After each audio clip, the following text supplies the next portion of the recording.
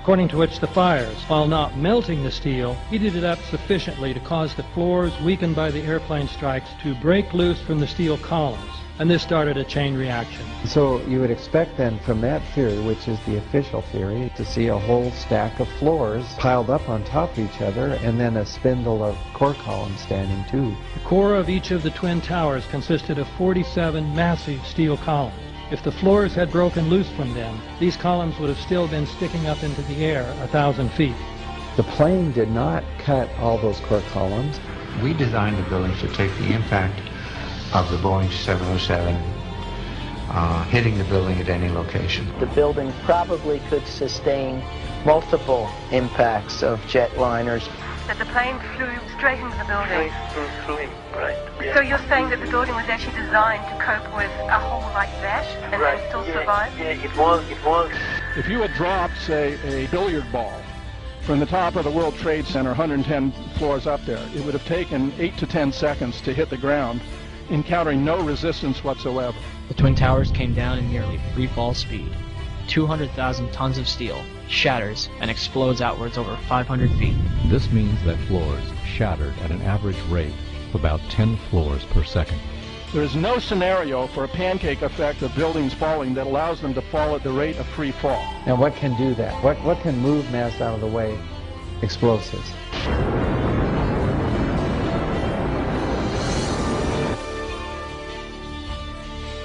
"47 huge steel columns going up the core, and they're interconnected. How do you get them to fail simultaneously so the core disappears? It looks like those core columns were cut." The way we do this is by cutting the beam at an angle.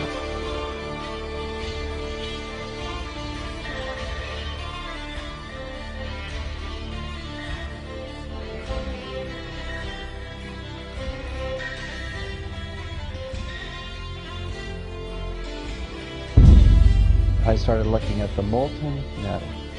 All three buildings, both towers in the rubble, in the basement areas, and Building 7, there's these pools of molten metal.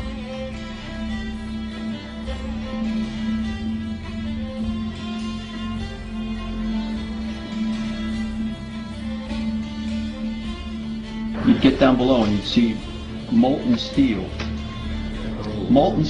running down the channel rails, like you're in a foundry. Like lava in a volcano. The molten steel was found 3, 4, and 5 weeks later, when the rubble was being removed. He said that molten steel was also found underneath World Trade Center 7. So I'm looking through the official reports. What do they say about the molten metal? They say nothing. Now, wait a minute. This is important evidence. So where did that come from? Thermite is so hot that it'll just cut through steel, through structural steel, for example, like a knife through butter. The products are molten iron and aluminum oxide, which goes off primarily as a dust. You know those enormous dust clouds? You can imagine when you assemble these chemicals on a large scale.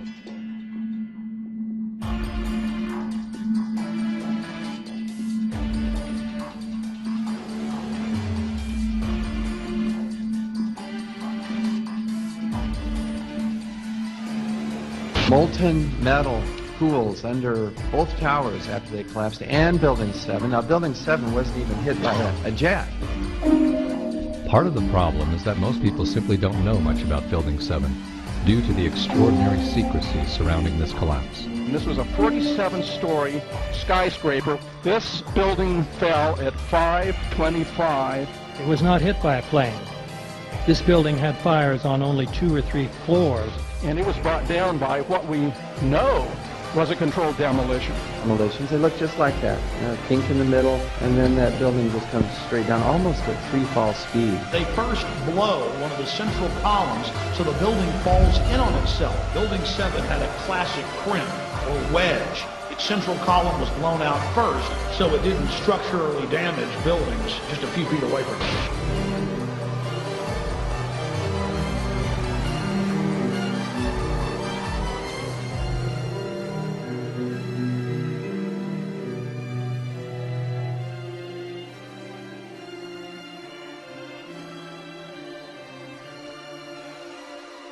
Our office was on the B1 level. As I was talking to a supervisor at 8:46, and all of a sudden we hear, boom!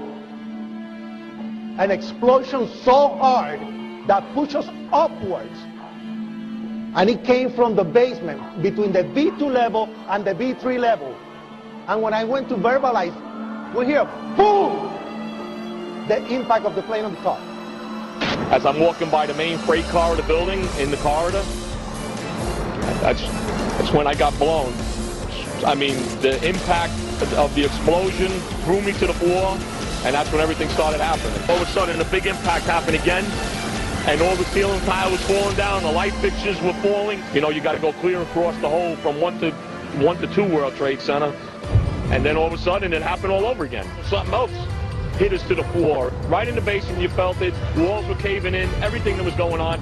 I mean, I know of people that got killed in the basement. I know of people that got broken legs in the basement. People that got reconstructive surgery because the walls hit them in the face.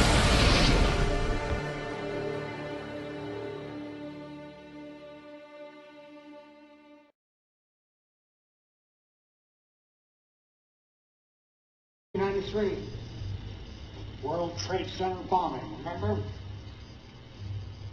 During the trial, one of the bombers claimed the CIA had advanced knowledge. The diplomat issued the terrorist visa was CIA. It's not unthinkable they paved the way for bombing, purely to justify budgeting. You're telling me that you're going to fake some terrorist thing just to get some money out of Congress? Well, unfortunately, Mr. Hennessy, I have no idea how to fake killing 4,000 people. So we're just going to have to do it for real. Oh, blame it on the Muslims, naturally. Then I get my funding.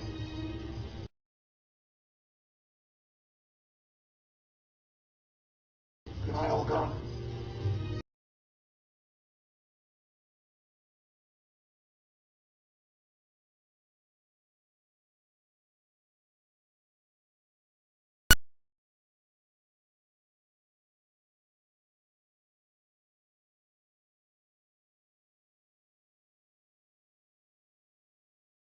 That the hijackers were members of Al-Qaeda, or if they were even on the plane in the first place, what justification do we have for bombing Afghanistan?